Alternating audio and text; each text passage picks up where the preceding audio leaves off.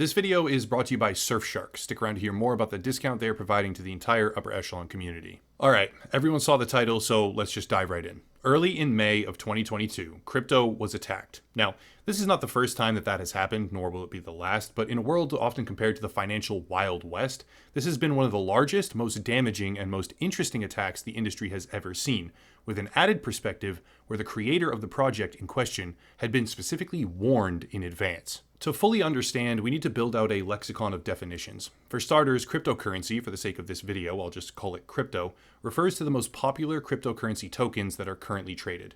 I'm talking about major projects like Bitcoin, Ethereum, Ripple, etc., as well as, up until recently, Luna.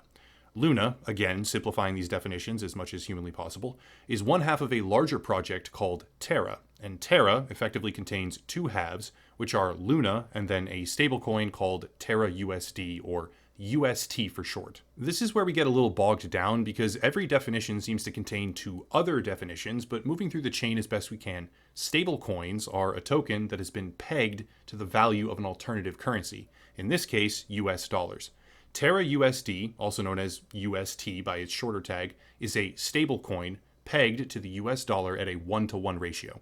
1 TerraUSD is intended to be worth 1 United States dollar at all times to give it certain utility in the crypto space. Imagine, for example, that you want to convert your holdings in crypto to something with far less risk. Imagine that short-term market volatility is extremely high, and rather than exit the system completely, you want to convert your holdings into a token that is sort of a safe harbor. In this kind of scenario, you would convert your holdings into a stablecoin and weather this kind of volatility without being forced to exit the crypto ecosystem entirely. Basically, stablecoins are intended to fulfill the role of a more reliable, more stable, go figure, token, so that converting between assets, coins, and other projects is not always an extremely difficult process and can be done with the same sort of realistic wealth calculation that regular fiat currency would allow. TerraUSD is a stablecoin, and the final definition that we need is that of an algorithmic stablecoin. In the crypto industry, there are multiple ways to develop and control a stablecoin, and one of those methods is to centralize the token, thereby holding, in theory, $1 for every individual token in circulation, and guaranteeing that the token is then directly pegged to the US dollar in reserve, making the token stable as a result. That's a tactic employed sort of by something like Tether, which is just a different stablecoin, even though it seems highly unlikely that they actually have the dollars in reserve. We know they don't, as a matter of fact, but that's an entirely separate video. Anyway, one type of stablecoin is backed by reserves of US dollars in a bank account somewhere to create that stability, but another type, the type for TerraUSD, is called algorithmic stability. Algorithmic stablecoins are a lot more complicated, but in essence they rely on a mathematical formula to stabilize the token price, which in this case is a relationship between Luna and TerraUSD. Simplified as much as possible here, there is a constant cycle taking place where arbitrage is utilized to stabilize the price of TerraUSD through the minting and burning of Luna. In the most basic terms, because I do realize there's a bunch more definitions that I haven't gone over, if the value of TerraUSD, the stablecoin, would rise above $1, above what it's supposed to be at all the time, Luna is then burned. Burned means gotten rid of, in order to decrease the price of TerraUSD. And if the value of TerraUSD falls below $1, Luna is then minted, created out of thin air, to be sold in order to prop up and stabilize TerraUSD in the other direction. The result of all this is that when money is flowing into TerraUSD, the price has upward pressure and the supply of Luna is actually decreasing. That in turn raises the price of Luna through scarcity, while TerraUSD remains at precisely $1. However, if the opposite begins to happen and money flows out of TerraUSD, the price would have downward pressure and then Luna would be created in mass quantities, thereby pushing its price down. It's a bit more complicated than that, it really is, to be honest, but the basic gist is that everyone makes money when there is more money flowing into the project, but when money starts flowing out of the project, things get very rocky very quickly. Okay, before continuing on, it's time for me to promote a product, get some money, and offer all of you watching a hefty discount in the process on Surfshark. Surfshark is a VPN, virtual private network, and VPNs protect you from a bunch of different things. Websites often try to harvest your data. Hackers and DDoSers often try to scrape your IP. This can be highly prevalent in competitive video games especially.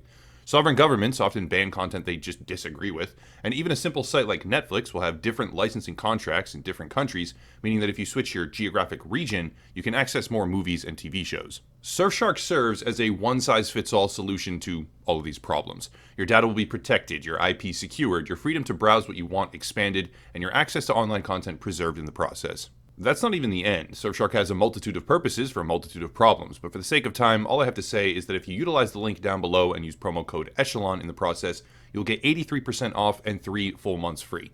Again, link down below in the description with promo code Echelon at checkout for 83% off and 3 full months free. Big thank you to Surfshark for sponsoring the channel. This brings us to the attack itself. Early May 2022. Downward pressure begins to mount and the price of TerraUSD slips below $1. This is not good, but also at the time, small deviations are not exactly catastrophic.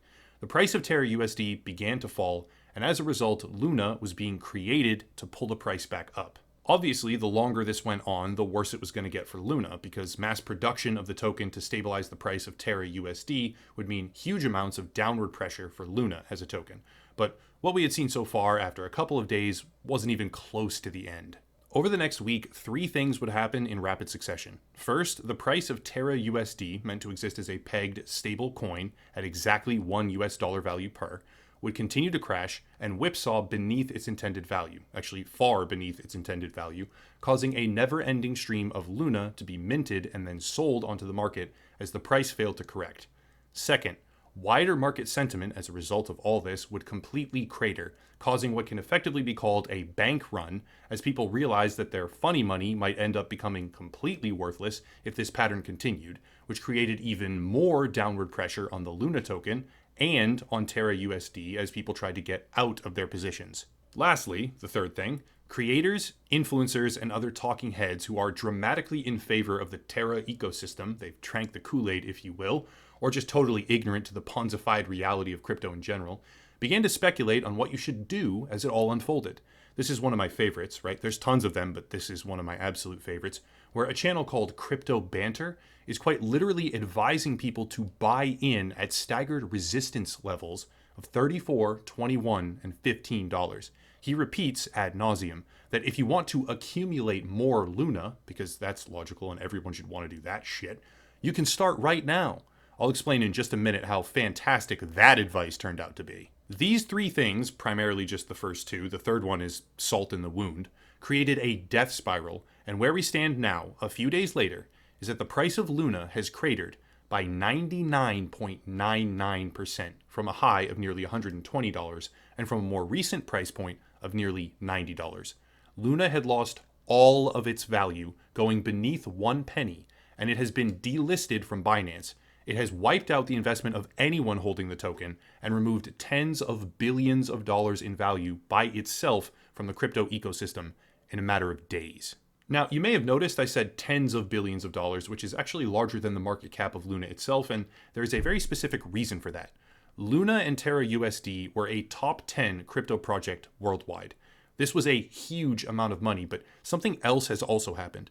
The developers behind Luna and TerraUSD had also purchased a tremendous amount of Bitcoin with their cash reserves when things were going well before all this took place. Going even further, Do Kwon, founder of Terraform Labs, controllers of the Terra protocol, which includes Luna and TerraUSD, was on pace to become the largest individual holder of Bitcoin in the world.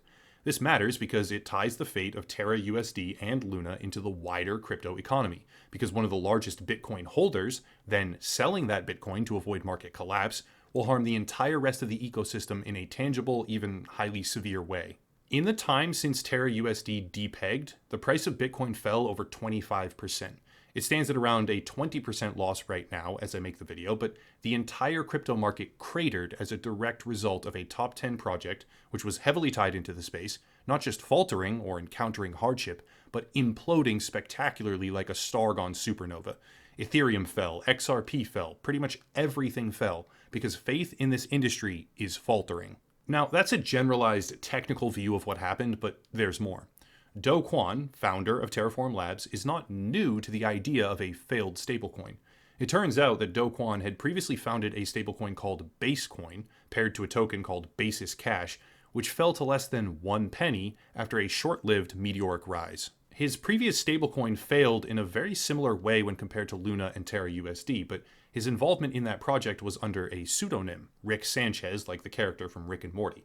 No one knew about his prior failure until now, when TerraUSD has also failed, erasing almost $1 trillion in value from the wider crypto market. What makes it all even worse, he was effectively warned about this exact scenario, or something highly similar at least, in November of 2021, when a user named Freddie Reynolds created a Twitter thread about how a wealthy attacker could leverage the relationship between TerraUSD and Luna to crash the tokens and profit along the way.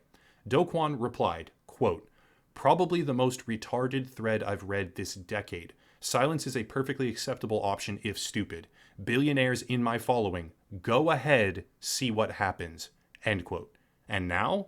Well, the precise thing may have actually happened. There are other analysts and crypto enthusiasts speculating on who may have executed this attack. Why they did it, how they did it, and the specifics of it all are quite complicated, but from what I can tell, it is entirely plausible that a billionaire did exactly what Do Kwon taunted them about and made hundreds of millions of dollars bare minimum on the way down. Hubris is defined as excessive pride or self-confidence, and Do Kwon is the word personified.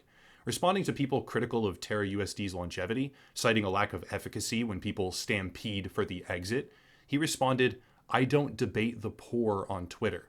When faced with a claim that Luna may break below $10 in 2022, he replied, "I'll take that bet, 20 mil, settle end of year 2022, and then make it 200 mil, I don't give a fuck, but put up or shut up." It appears that his word, if his word is his bond, he now owes a random Twitter user $200 million of his completely eviscerated net worth. Where we stand now is that Luna has been delisted from major exchanges and lost 99.99% of its value.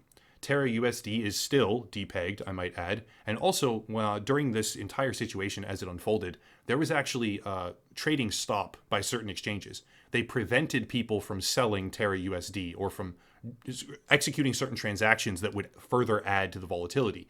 They did what centralized banking has always done when times get hard, and yet somehow crypto is the antithesis of centralized banking. It's the greatest joke in the history of finance. It really is. But whatever. Terra is still depegged, right? TerraUSD, with no light at the end of the tunnel in terms of when or if it can ever get back to its intended price. And speculation abounds as to who did this, how they did this, and why they did this, with theories that range from BlackRock and Vanguard, who recently backed a Terra competitor, that's true, to crypto millionaires who mysteriously tweeted about their secret plans for UST just days prior to all of it starting. No one truly knows, not yet, but crypto was hit by a massive reckoning as TerraUSD went down in flames, fundamentally undermining confidence in stablecoins, and quite possibly spurring a slew of regulatory filings in its wake. Governmental bodies will not stand idly by as this type of event unfolds. They will get involved, and they will regulate the space. And they will succeed in doing it, by the way, for everyone who says that crypto can withstand that. No, it can't. When 48 hours of investor uncertainty can result in tens of billions of dollars being destroyed, they will regulate the space. The wreckage that we see now is severe. Say what you want about financial responsibility and risk management, but thousands of people have lost some or all of their savings. TerraUSD was not just a stablecoin, it was a passive interest vehicle, where the claim was that you would reliably earn 20% interest per year. People bought into this lofty ideal, this impossible promise, and held significant holdings of the token. Average people, everyday people, thinking it could help them create a better future for themselves. And all of that is now gone. Sure, some people rode the collapse like a surfer rides a massive wave as it crashes towards the beach, but most people, they were financially brutalized as one of the largest projects in all of crypto came crashing down around them. I don't take pleasure in that, and neither should you. Anyway, that's it. It's no secret that I despise the wider crypto ecosystem right now. Keywords right now. But this hurts a lot of people, and I hope that regulation can be crafted that will prevent this type of wildly irresponsible venture from continuing to dominate the space. It's a cesspool right now. It truly is. Anybody who's a fan of the industry needs to be able to acknowledge that it is a cesspool of mostly financial scams and horribly irresponsible projects that are building up to stuff like this. Do Kwon seems to have gotten what he deserves, by the way, and this little blue planet just keeps on spinning even when things like this happen. If you want to support, there are links down below, primarily locals and Patreon, where a monthly fee will help the channel get away from AdSense. Also Odyssey, a YouTube platform alternative, another YouTuber to check out. There's merch, social media, etc., etc. But I'll cut it there and stop rambling. As always, thank you all for watching, and have a nice night.